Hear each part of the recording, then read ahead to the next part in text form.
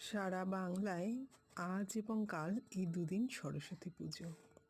মহা সমারোহে এই পুজো পালিত হচ্ছে। হ্যাঁ, এটা তো ছোটদের পুজো। বিশেষ করে তারা সারা বছর মুখিয়ে থাকে এই দিনটির জন্য। তারা একসাথে সবাই বেরোবে, আনন্দ করবে। এটা একদম অন্যরকম। আমাদের ছোটোবেলাটাও বড্ড অন্যরকম ছিল। সত্যি সেই দিনগুলো আর ফিরে পাওয়া যায় না ঠিকই, কিন্তু একটা তার আনন্দের রেশ যেন মনের মধ্যে রয়ে যায়। এই যে এখানে একটি স্কুলে গেছি, সেখানে এত সুন্দর করে পূজা পালিত হয়েছে কি বলবো। তারপর পুজোর শেষে ভোগ খাওয়ানো, এসব তো আছেই, কিন্তু খুব ভালো লেগেছে সরস্বতী পুজোয়। আর সবথেকে আজকে ভালো ছিল ওয়েদারটা। না রোদ ছিল বেশি, না বেশি গরম ছিল, ঠান্ডা তো ছিলই না ছিটে ফোটাও, কিন্তু বেশ সুন্দর মনোরম ওয়েদার ছিল আজকে।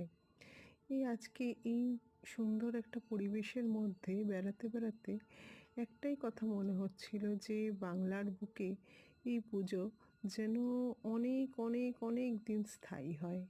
এই যে প্রাচীন বিশাল বটগাছটা দেখছেন, তার ঝুড়ি নেমেছে।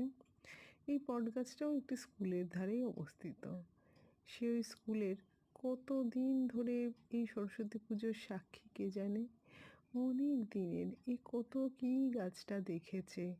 প্রাচীন, বহু পুরনো গাছ। এটাকে রক্ষণাবেক্ষণের জন্য এখন বেশ ব্যবস্থা নেওয়া হয়েছে।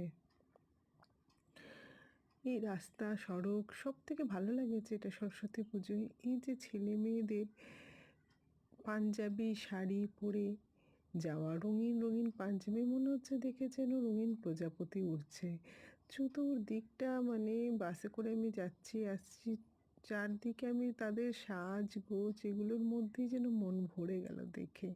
পুজো তো যা হয়েছে হয়েছে, প্রণামও করেছি, প্রসাদও খেয়েছি, সেটা তো আলাদা, কিন্তু এই যে ছোটো ছোটো ছেলেমেয়েরা, নতুন নবীন যারা আমাদের ভবিষ্যৎ প্রজন্ম, তারা যে এত সুন্দর করে সেজে, এই যে রং বেরঙের পাঞ্জাবি পরে যাওয়া, সুন্দর শাড়ি পরে ঘোরা, এটাও যেন মনকে অন্যরকম একটা আনন্দ দেয়, তৃপ্তি দেয়।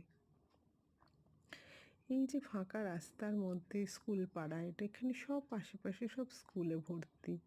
বিভিন্ন স্কুল তাদের বিভিন্ন পূজা অর্চনা, ভোগ খাওয়া, এগুলো সব রয়েই যায়। কিন্তু তার মধ্যেও এই বিশাল বটগাছটা বড্ড দৃষ্টি আকর্ষণ করেছে। তার আভিজাত্যের জন্য অন্যরকম একটি আভিজাত্য তার মধ্যে রয়েছে।